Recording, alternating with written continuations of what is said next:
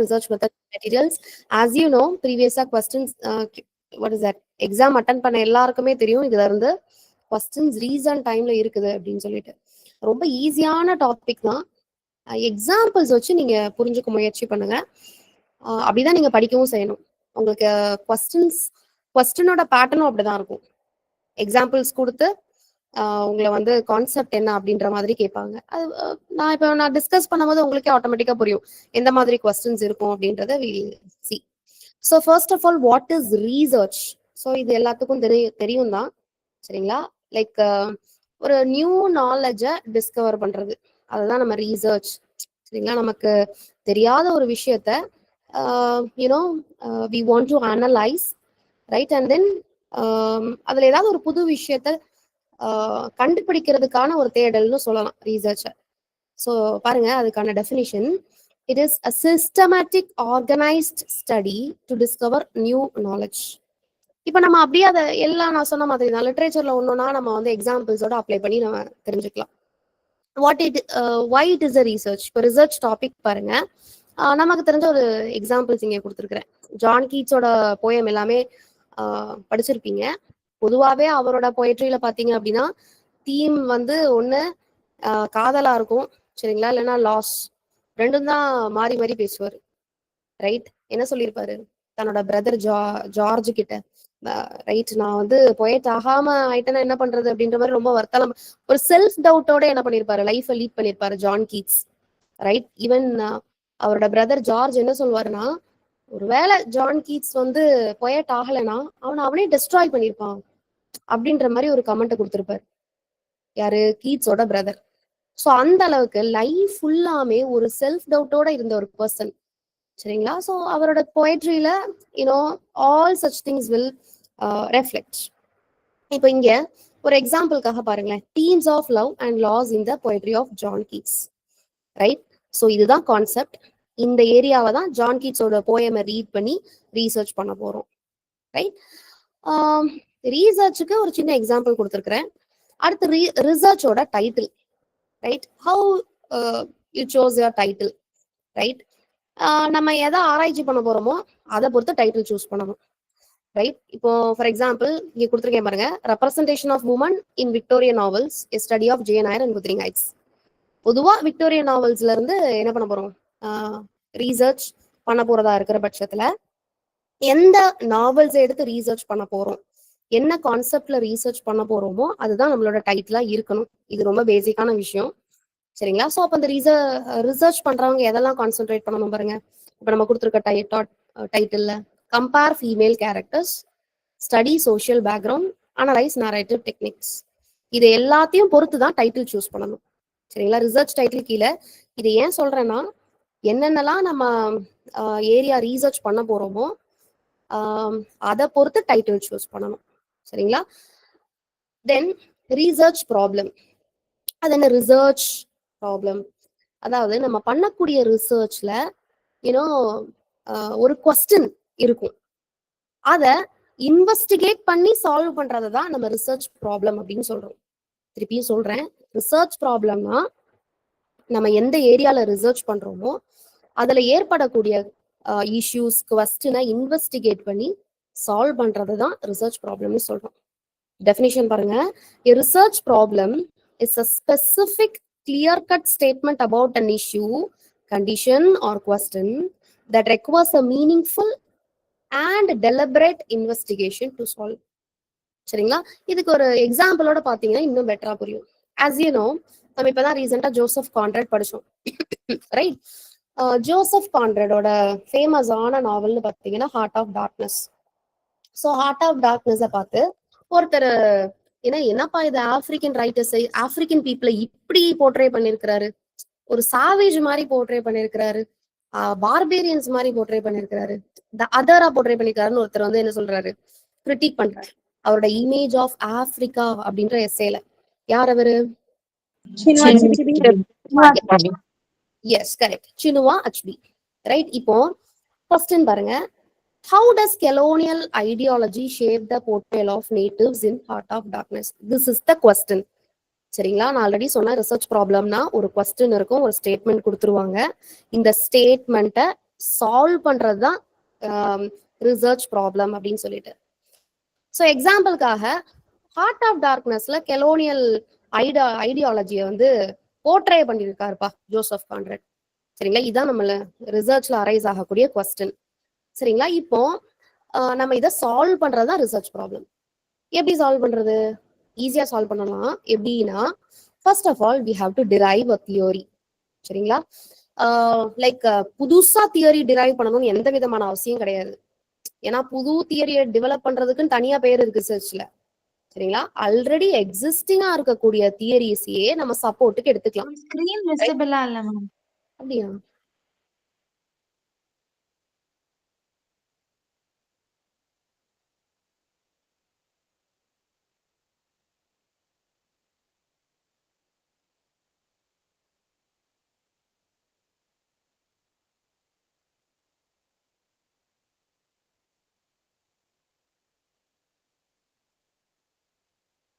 What about now? Yes, ma'am. Okay.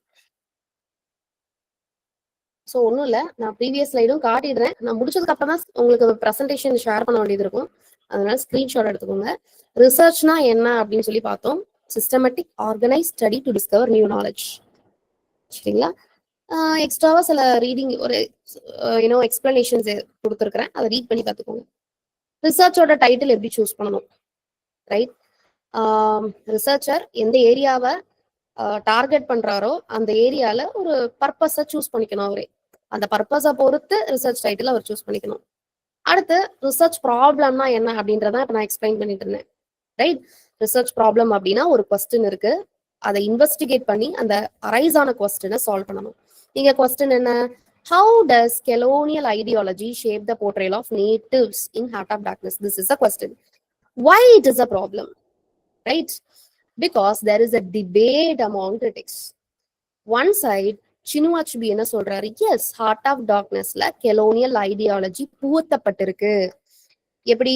ஆப்பிரிக்கனை ஆதாரா portray பண்ணியிருக்கிறாரு Joseph Conrad அப்படின்னு சினு அச்சுபி ஒரு பாயிண்ட் எடுத்து வைக்கிறார்.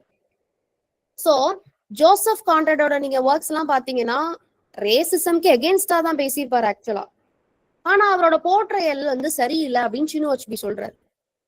அப்போ எல்லாரும் இதை அக்செப்ட் பண்ணிக்க மாட்டாங்க. இல்ல இல்ல, ஜோசப் கான்ராட் நீங்க அப்படி சொல்லாதீங்க, நிகர் ஆஃப் நார்சிசஸ் பாருங்க, ரைட்? அவரோட லார்ஜும் பாருங்க அப்படின்னு சொல்லிட்டு சில கிரிட்டிக்ஸ் என்ன பண்றாங்க?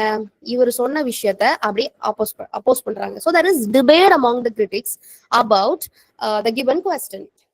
அப்போ ரிசர்ச் பண்ணக்கூடியவங்க என்ன பண்ணணும்? இப்போ இதை சால்வ் பண்ணணும், இந்த கொஸ்டினை வந்து ஜஸ்டிஃபை பண்ணணும். இந்த ப்ராப்ளமை சால்வ் பண்றதுக்கு they need a theoretical support. What is a theoretical support, right? Post கலோனியலிசம்னா என்ன? சரிங்களா, அந்த தியரியை எக்ஸ்பிளைன் பண்ணணும். அந்த தியரியை பேஸ் பண்ணி அந்த நாவல்ல என்ன மாதிரியான போர்ட்ரேயல் இருக்கு, அந்த தியரி அப்ளிகபிள் ஆகுதா அப்படின்றத பார்த்து, இங்க பாருங்க போஸ்ட் கலோனியம்ல எட்வர்ட் சையத் இப்படி சொல்லியிருக்காரு, காயத்ரி ஸ்பிவாக் இப்படி சொல்லியிருக்கிறாங்க. ஸோ இந்த மாதிரி பெரிய பெரிய தலைங்கெல்லாம் இப்படி பேசியிருக்கிறாங்க. ஸோ ஜோசப் கான்ராட வந்து அவர் வந்து கெலோனியல் ஐடியாலஜியை தான் புகுத்துறாரு ஹார்ட் ஆஃப் டார்க்னஸ்ல அப்படின்றத என்ன பண்ணணும்? இங்க ஜஸ்டிஃபை பண்ணணும், right? So very simple. Research problem அப்படின்றது அரைஸ் ஆகக்கூடிய கேள்வியை ஒரு தியரிட்டிக்கல் சப்போர்ட்டோட சால்வ் பண்றது. That is the thing. Hope you can able to understand. So next பாருங்க, ரிசர்ச் கொஸ்டின். உங்களுக்கு செப்பரேட்டாவே சின்ன சின்ன விஷயங்களுமே வந்து பேசிக்ஸ் தெரிஞ்சுக்கோங்க. ஸ்டேட்மெண்ட் டைப் ஆஃப் கொஸ்டின்ஸ் கேட்டாங்கன்னா சொல்ல தெரியணும், சரிங்களா? அதுக்காக தான் இதெல்லாம் ரொம்ப பேசிக்ஸ் தான். ஸோ ரிசர்ச் கொஸ்டின்னா என்ன பாருங்க, ஓப்பன் எண்டட் கொஸ்டினா இருக்கும், சரிங்களா? இப்போ எக்ஸாம்பிளை பார்த்து நம்ம வந்து டெஃபினிஷன் படிச்சோம்னா நமக்கு புரியும். So example for a research question என்ன கொடுத்துருக்கேன் பாருங்க. How does Toni Morrison use memory as a narrative strategy in Beloved? இப்போ நீங்க ஒரு ரிசர்ச் பண்றீங்கன்னா உங்க ஒட்டுமொத்த ரிசர்ச்சும் அந்த கேள்வியை அடிப்படையா கொண்டுதான் இருக்கும், சரிங்களா? அந்த கேள்வியை நீங்க சால்வ் பண்றதுக்கு தான் உங்களோட ரிசர்ச்சா இருக்க முடியும். Hope you can get the point. இப்போ டோனி மாரிசனோட பிலவட பத்தி ஒருத்தங்க ரிசர்ச் பண்றாங்கன்னா ஃபர்ஸ்ட் நிறைய கொஸ்டின்ஸ் அவங்க டெரைவ் பண்ணி பார்க்கணும். சரியா? அதுக்கப்புறம் ஃபைனலா ஒரு கொஸ்டின் சூஸ் பண்ணி அண்ட் அந்த கொஸ்டினை பொறுத்து அந்த நாவலை ரீட் பண்ணி she suppose to do her research on that particular topic. Right? So அதுக்கு தான் நான் இங்கே கொடுத்துருக்கேன். இங்க என்ன யூஸ் பண்றாங்க? Memory as a narrative strategy. இதை வந்து பெலவர்ட்ல எப்படி வந்து ப்ரெசென்ட் பண்ணப்பட்டிருக்கு. So this is a open ended question. Right? இதை ரிசர்ச்சர் தான் என்ன பண்ணணும்? சால்வ் பண்ணணும். ஸோ அப்படிப்பட்ட கொஸ்டினை தான் ஒரு ரிசர்ச்சர் தேர்ந்தெடுக்கணும் அப்படின்றது. சரிங்களா? இப்ப டெஃபினிஷன் ரீட் பண்ணி பாருங்க. A research question is a clear, concise and open-ended question that centers your research for a paper, project or literature review. Right? இதுல லிட்ரேச்சர் ரிவ்யூ அப்படின்றது முக்கியம். அது பார்க்கலாம் அடுத்தடுத்து. ரிசர்ச் கொஸ்டின் புரியும்னு நினைக்கிறேன். பாருங்க, ரிசர்ச்னா என்னன்னு பார்த்திருக்கோம். தென் ரிசர்ச் டைட்டில் முக்கியம். சரிங்களா? என்ன அப்ஜெக்டிவ் இருக்குதோ, என்ன பர்பஸ்க்காக நீங்க ரிசர்ச் பண்றீங்களோ அதுக்கு ஆப்டான டைட்டில் நீங்க சூஸ் பண்ணும். ரெண்டாவது. மூணாவது, ரிசர்ச் ப்ராப்ளம்னா என்னன்னு பார்த்திருக்கோம். இப்போ ரிசர்ச் கொஸ்டின். ரிசர்ச் கொஸ்டின் ஏன் முக்கியம்? பிகாஸ் அந்த ஹோல் ரிசர்ச்சும் அந்த கொஸ்டினை சால்வ் பண்றதுக்காக தான் ரிசர்ச் பண்ணப்படுது. Right? So research question is also important. Right? இதெல்லாம் ஒரு கைட்லைன்ஸ் மாதிரி ரிசர்ச் பண்றதுக்கு. அடுத்து ரிசர்ச் ஹைபோதசிஸ்.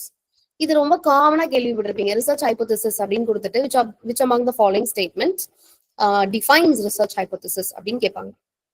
ரைட்? ஹைபோதசிஸ்னா என்ன? assumptions. குட். அசம்ஷன்ஸ் சொல்லலாம், ப்ரெடிக்ஷன்ஸ் சொல்லலாம்.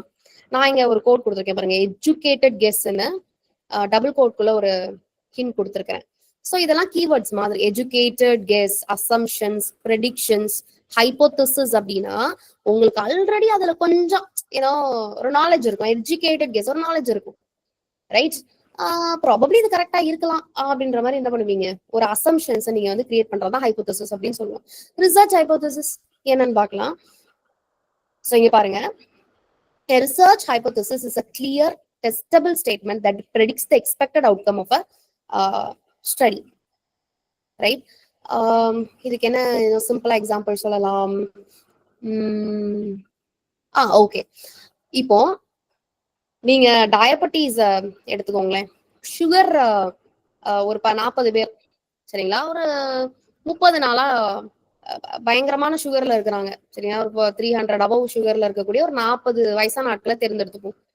ரைட்? சுகரே சாப்பிடாம, ரைட், ஒரு கிட்டத்தட்ட ஒரு 80% சுகரை எல்லாருமே கட் ஆஃப் பண்றாங்க.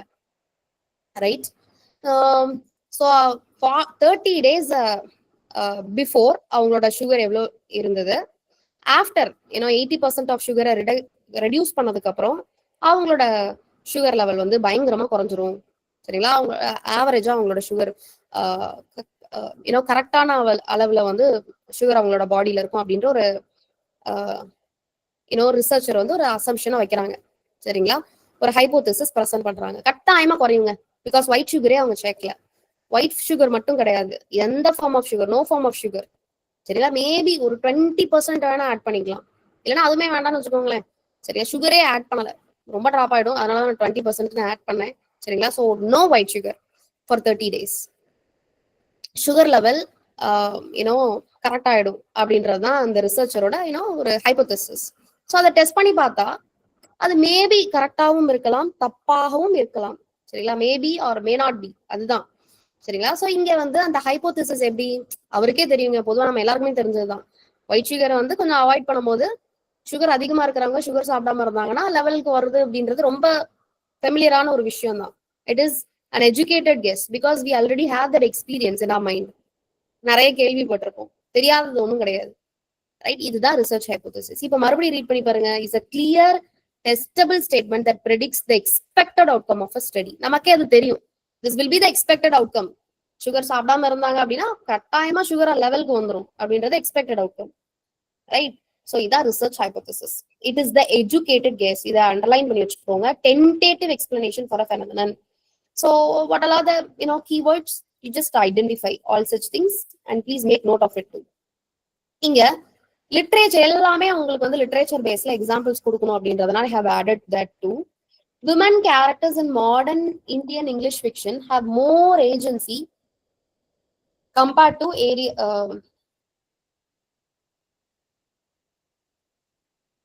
compared to earlier works. So women characters வந்து டில் விக்டோரியன் era வரைக்கும் நீங்க எப்படி வந்து ப்ரெசென்ட் பண்ணிருக்காங்க அப்படின்றது உங்களுக்கு தெரியும், ரைட்? விக்டோரியன் எராக்கு அப்புறம் மாடர்ன் ஏஜ்ல விமன் கேரக்டர்ஸோட டிஃபரன்ஸை வந்து நீங்க பார்த்திருப்பீங்க. எக்ஸாம்பிள் என்ன சொல்லலாம்? நியூ உமன் அப்படின்ற டேர்ம் உங்களுக்கு பரிச்சயமானதுதான். New woman is a term coined by Sarah Grand. New உமன்னா என்ன? ஃப்ரீ, இண்டிபெண்டா அவங்களோட சாய்ஸை மேக் பண்ணக்கூடிய உமனை தான் நம்ம நியூ உமன் அப்படின்னு சொல்றோம். பிகாஸ் விக்டோரியன் ஏஜ் முன்னாடி வரைக்கும் உமன் தேவர் டிபெண்டட் ஆன் மேல். சரிங்களா? ஏதோ ஒரு மேல் கவுண்டர் பார்ட், ஃபாதரா இருக்கலாம், சன்னா இருக்கலாம், ஹஸ்பண்டா இருக்கலாம். ஸோ அவங்களோட சப்போர்ட்ல வந்து லீட் ஆகுற மாதிரி தான் இருக்கும். சரிங்களா? தேவர் டினைட் ஆஃப் ஆப்பர்ச்சுனிட்டிஸ். அது எஜுகேஷனா இருக்கலாம், சரிங்களா, ஜாபா இருக்கலாம், right?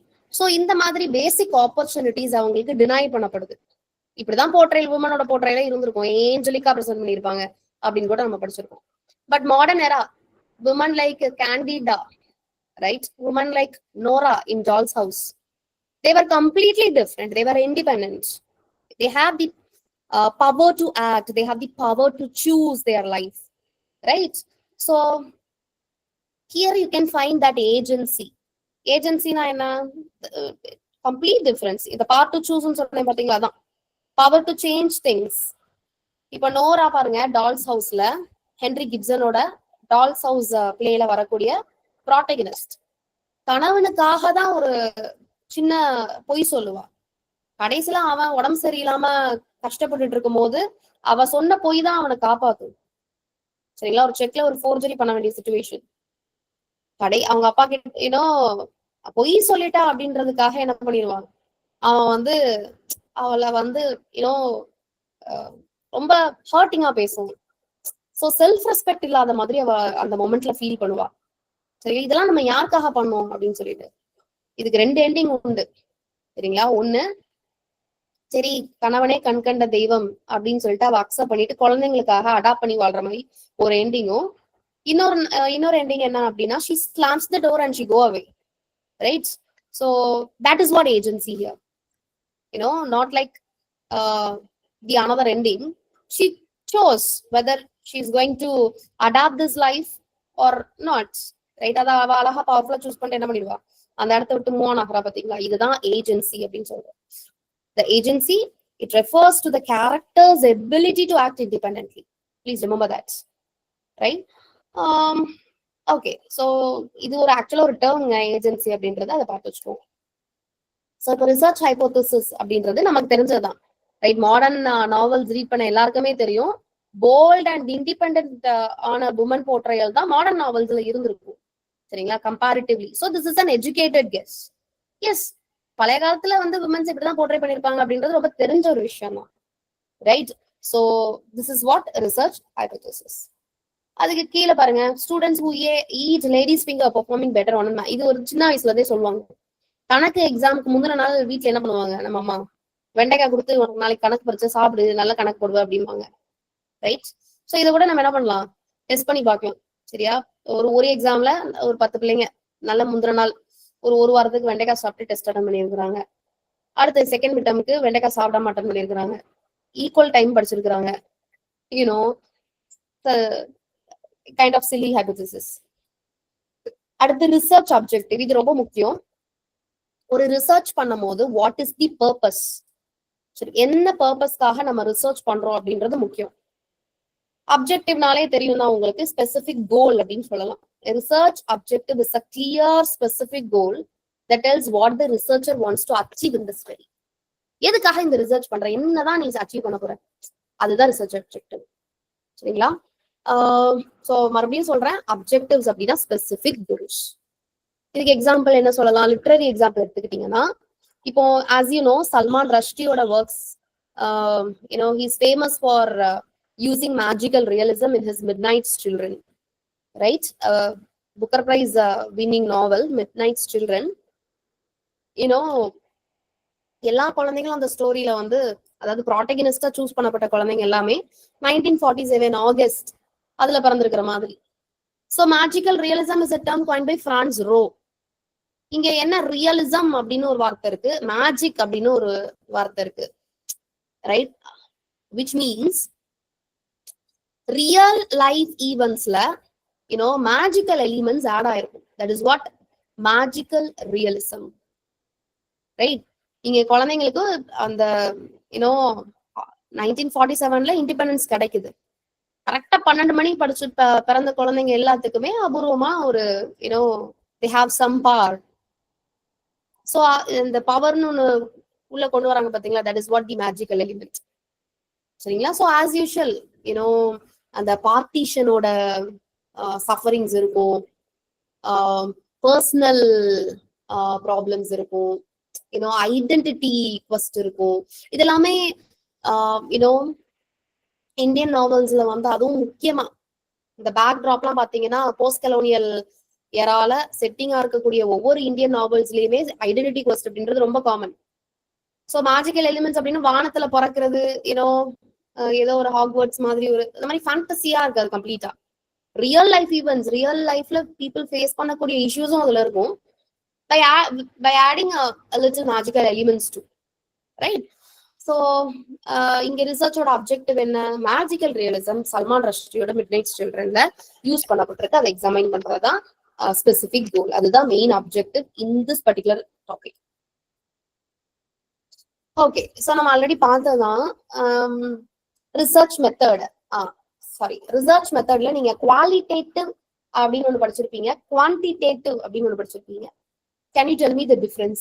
What is qualitative, first of all?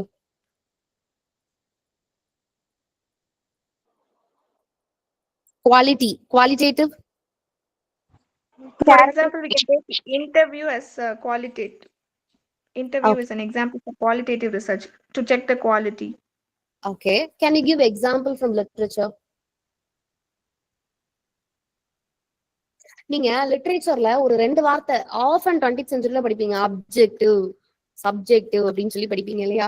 இதுல the subjective experiences ஞாபகம் வச்சுக்கோங்க. குவாலிட்டேட்டிவ் அப்படின்னாலே the subjective experiences in literature அப்படின்னு ஞாபகம் வச்சுக்கோங்க. சப்ஜெக்டிவ்னாலே தெரியும் பர்சனல் அப்படின்னு சொல்லிட்டு, ரைட்? இப்ப சில்வியா பிளாத் நீங்க எடுத்துக்கிட்டீங்கன்னா அந்த அம்மா நிறைய போம் எழுதியிருக்கோம், Ariel, right, Daddy, Lazarus, right? So இந்த மாதிரி she is famous for all these poems. டாடிலாம் பாத்தீங்கன்னா தன்னை வந்து ஒரு ஜூவாவும் அண்ட் தன்னோட அப்பாவை வந்து நாசியாவும் ப்ரொஜெக்ட் பண்ணிருப்பாங்க. விச் மீன்ஸ் அப்பா கிட்டத்தட்ட ஹிட்லர் மாதிரி. சில்வியா பிளாத்தோட 10 வயசுல அவங்க அப்பா இறந்து போயிடுவாங்க, ரைட்? ஆனா அந்த 10 வயசு வரைக்கும் இமோஷனல் ட்ராமா அந்த அம்மா பயங்கரமா அண்டர்கவுண்ட் பண்ணிருக்கும். அது எல்லாத்தையுமே டாடி அப்படின்ற போயம்ல அழகா எக்ஸ்பிளைன் பண்ணிருப்பாங்க, ரைட்? ஓட்டோ பிளாத் அப்பா பேரு.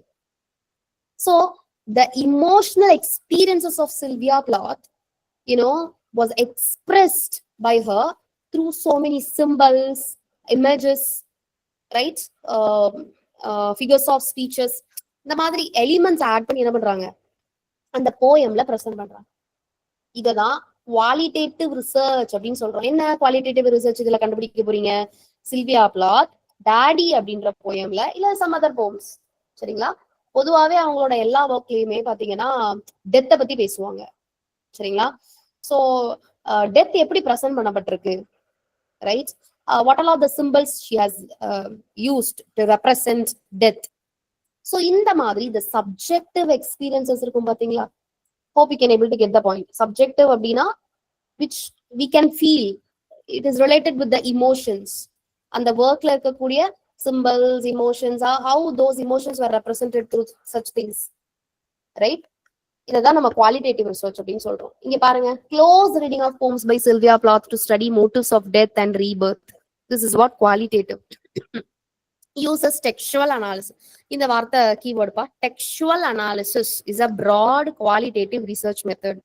so textual analysis அப்படினாலே ஒரு டெக்ஸ்ட்ல என்ன figures of speech, சரிங்களா, என்ன இமேஜஸ் இருக்கு, என்ன சிம்பிள்ஸ் இருக்கு, தீம்ஸ் யூஸ் பண்ணிருக்காங்க, what is the cultural backdrop, right?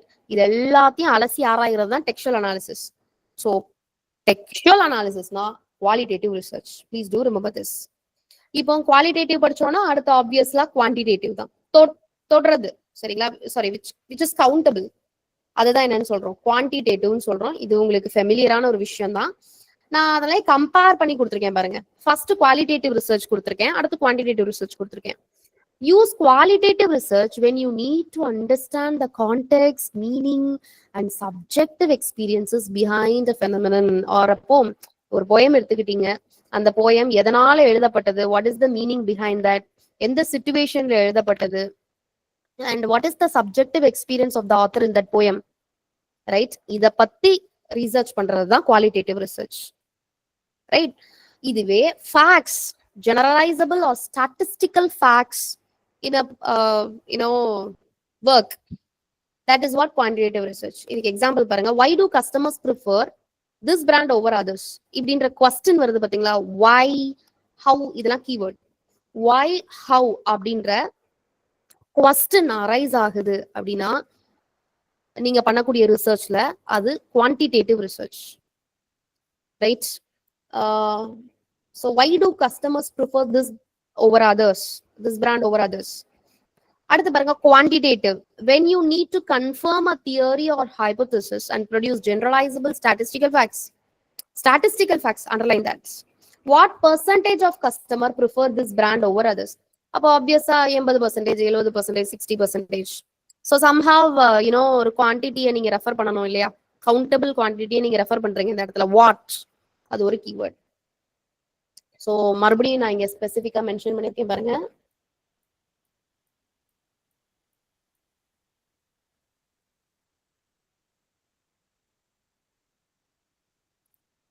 What is happening, that is quantitative. The question what அப்படின்றது வந்ததுன்னா quantitative, சரிங்களா? இதுவே why, how அப்படின்ற question arise ஆகுது அப்படின்னா that is qualitative. So quantitative qualitative தான் அப்படின்னு கேட்டீங்கன்னா அப்படி கிடையாதுங்க, ரெண்டும் சேர்த்த ரிசர்ச்சும் இருக்கு. Quantitative plus qualitative together it is called mixed method, சரிங்களா?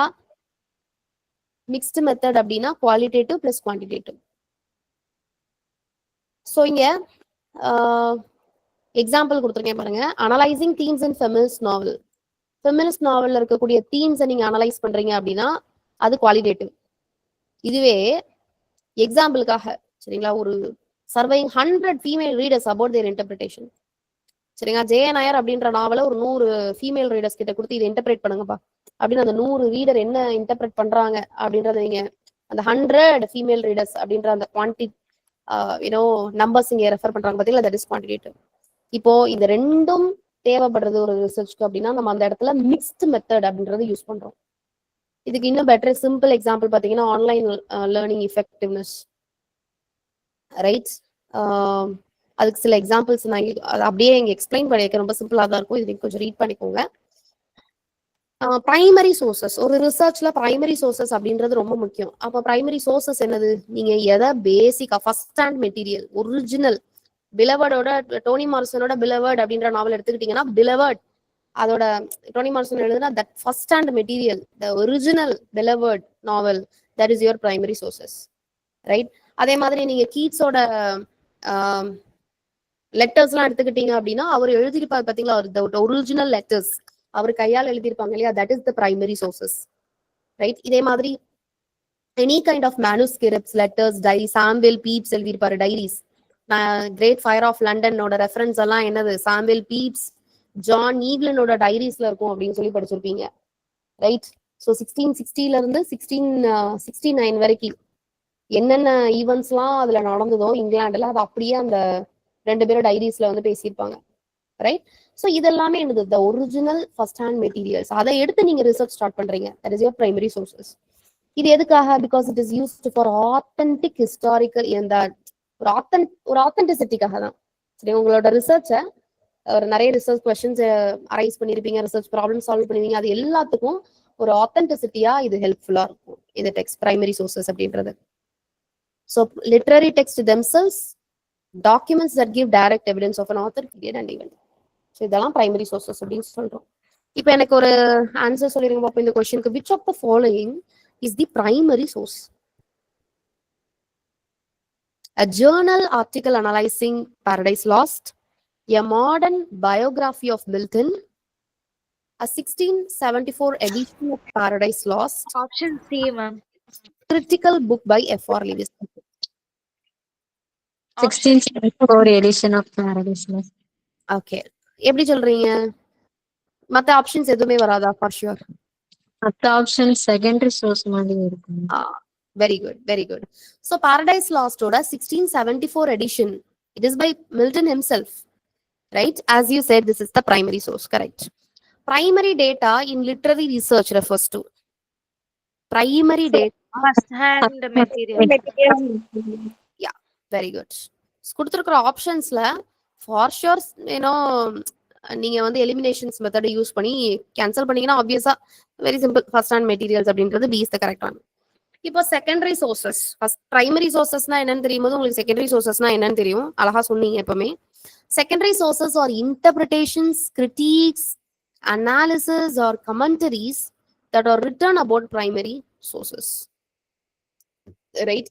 பிலவட பத்தி நம்மளோட சொந்த கருத்தை எழுதுறோம்னு வச்சுக்கோங்க, அதுதான் செகண்டரி சோர்சஸ். சரிங்களா? ஒரு புக் எழுதி வெளியிடுறோம் அப்படிங்கும் போது அது செகண்டரி சோர்சஸா மாறும். Because we'll give some commentaries over that novel, we'll give our own interpretations, how racism was there, our post-colonial view, all things, you can find there. So இதுதான் நம்ம secondary sources அப்படின்னு சொல்லுவோம். That is the second hand descriptions or discussions of original text, right? So அதுக்கு example என்ன? criticism books. criticism booksனாலே இப்போ for example you take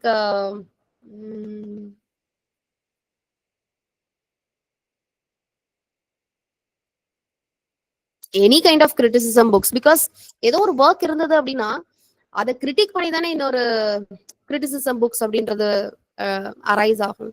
so criticism புக்ஸா இருக்கலாம், biography, scholarly articles. So இது எல்லாமே செகண்டரி சோர்சஸ் தான். ஸ்டடீஸ் குவாலிட்டேட்டிவ் ரிசர்ச் மறுபடியும் வருது. எதுக்குன்னா நான் எக்ஸாக்டா இங்க கொஞ்சம் அந்த வேர்ட்ஸ் எல்லாம் கொடுத்துருக்கேன். சரிங்களா? ஹிண்ட். குவாலிட்டேட்டிவ் ரிசர்ச் இஸ் நான் numerical. It focuses on why and how rather than how many how much. அப்ப how many how much அப்படின்றது குவான்டிடேட்டிவ். இந்த மெத்தட்ஸ் வந்து பார்த்து வச்சுக்கோங்க. சரிங்களா? இன்டர்வியூஸ், டெக்ஸ்டுவல் அனாலிசிஸ், எத்தனோகிராஃபி, இது எல்லாமே குவாலிட்டேட்டிவ் ரிசர்ச்ல வரும். Purpose of qualitative research. So ஒரு குவாலிட்டேட்டிவ் ரிசர்ச், குவான்டிடேட்டிவ் ரிசர்ச்னா என்னன்னு பார்த்தாச்சு. ஸோ கீவேர்ட்ஸ் இதுக்கு என்ன யூஸ் பண்றோம் அப்படின்றதையுமே நம்ம பார்த்துட்டோம். இப்போ பர்பஸ் இன்னும் ஒரு 2 ஸ்லைட் மட்டும் பார்த்துட்டு I wind up. Purpose of qualitative research. எதுக்காக இந்த qualitative research? To understand, experience, emotions, motivations. ஒண்ணு இல்லைங்க, நம்ம ஆல்ரெடி பார்த்தோம் இல்லையா, சப்ஜெக்டிவ் எக்ஸ்பீரியன்ஸ், அதான் இங்க கொடுத்துருக்குது. To explore cultural practices, attitudes, perspective. இது எல்லாமே வந்து படிக்கக்கூடியது கிடையாது. சரிங்களா? உங்களுக்கே நீங்க பார்க்கும் போதே you can able to understand. Because already subjective experience, culture, social backdrop, textual analysis, இது எல்லாமே குவாலிட்டேட்டிவ் ரிசர்ச் அப்படின்னு சொல்லிட்டு நம்ம படிச்சாச்சு. அப்போ பர்பஸ்ன்னு பார்க்கும் போது பேஸ்ட் ஆன் தட் நம்ம பார்த்ததை பொறுத்து தான் இருக்க போகுது. இது very simple. To generate new theories, to study complex social phenomena, to uncover hidden meanings, so on. இது வெரி சிம்பிள். ரீட் பண்ணி பாருங்க, நீங்களே புரிஞ்சுப்பீங்க. அடுத்து மெத்தட்ஸ், இதுதாங்க உங்களுக்கு expected. Like methods of qualitative research la among the following எந்த methods doesn't comes under qualitative research ன்னு கேட்பான். சரியா? whether these are correct அப்படின்ற மாதிரி yes or no question, such things they may ask. அதனால methods of qualitative researchல என்னெல்லாம் எக்ஸாக்டா வரும் அப்படின்றத படிச்சுக்கோங்க. So first எத்தனோகிராஃபி. எத்தனோ அப்படின்னாலே கல்ச்சர், இதனை நம்மளோட பாரம்பரியம்னு சொல்லலாமா?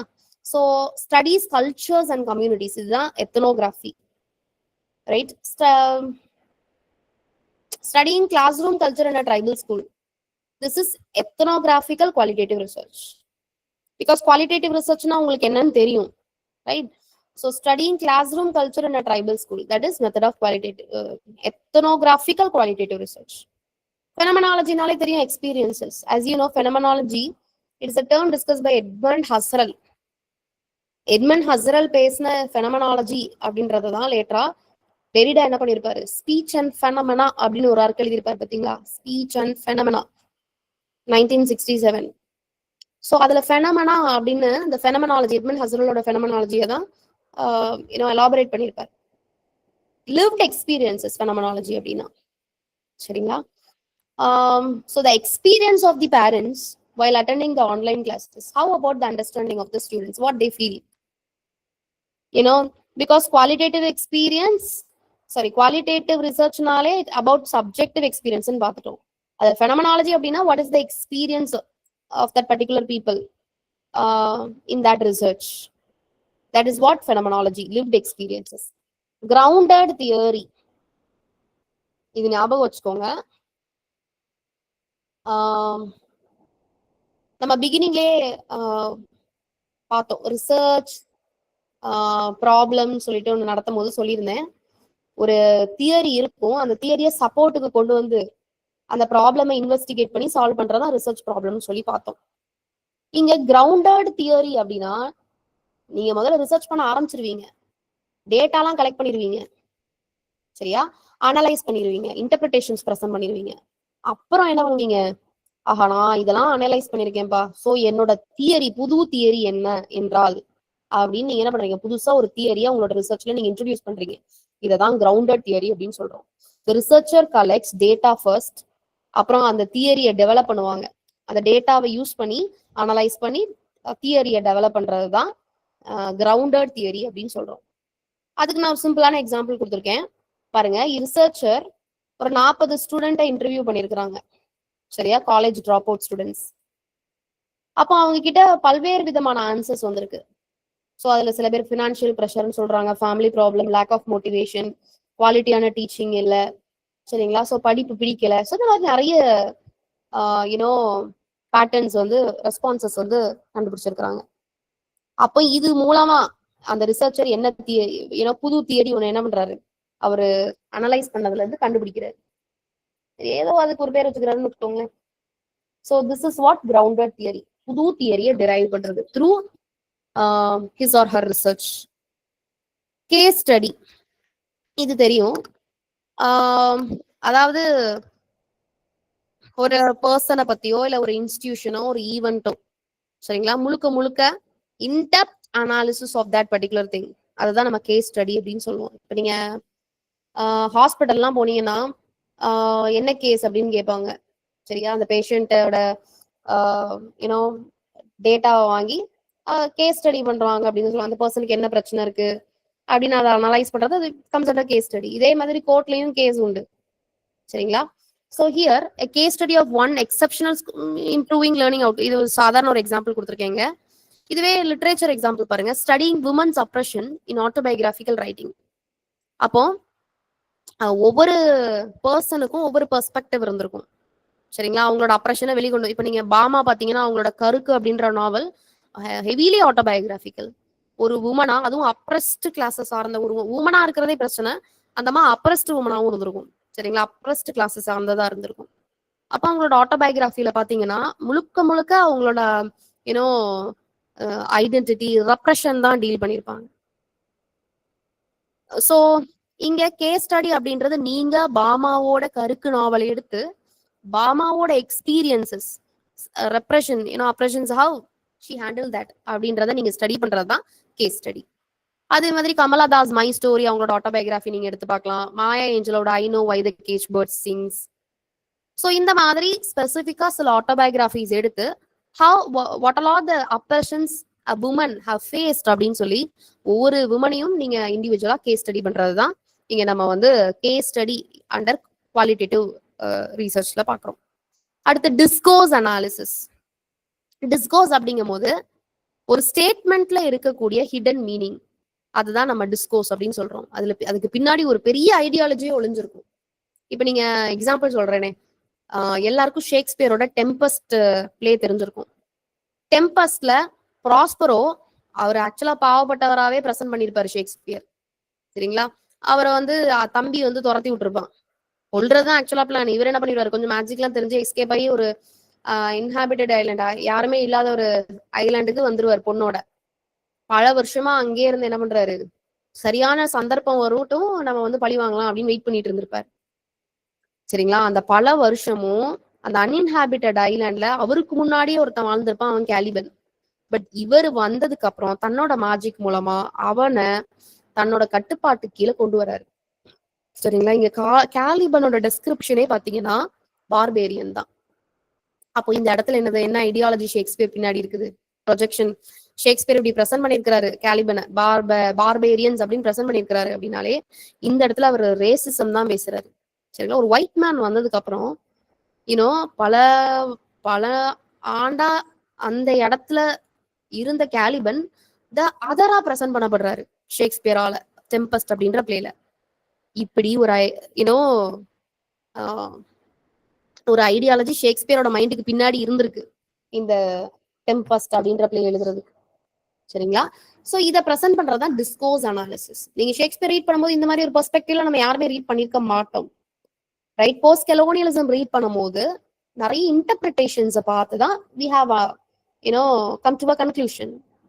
So this is what discourse analysis.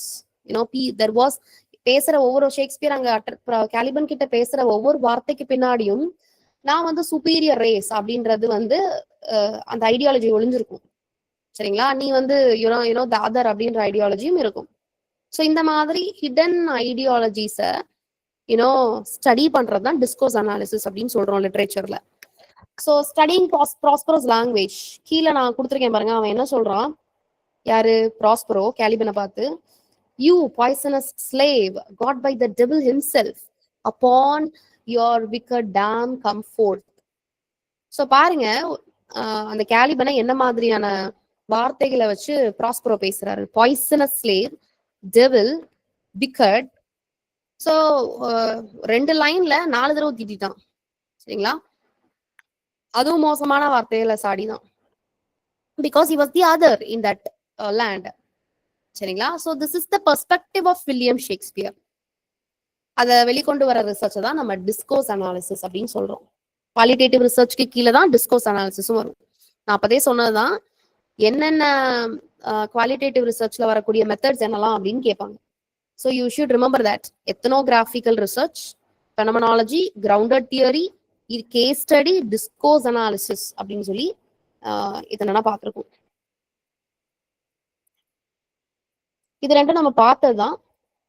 Quantitative research, mixed மெத்தட்ஸ்லாம் நம்ம பார்த்ததுதான். Okay, textual analysis and then few things are there. அதை நம்ம நெக்ஸ்ட் கிளாஸ்ல கண்டினியூ பண்ணலாம். Okay, thank you for the patience. I held up little earlier, so I couldn't join earlier. Thank you for your understanding. See you next class, guys. Tomorrow you have morning class. Do attend. Thank you, ma'am. Thank you, ma'am. Thank you, ma'am.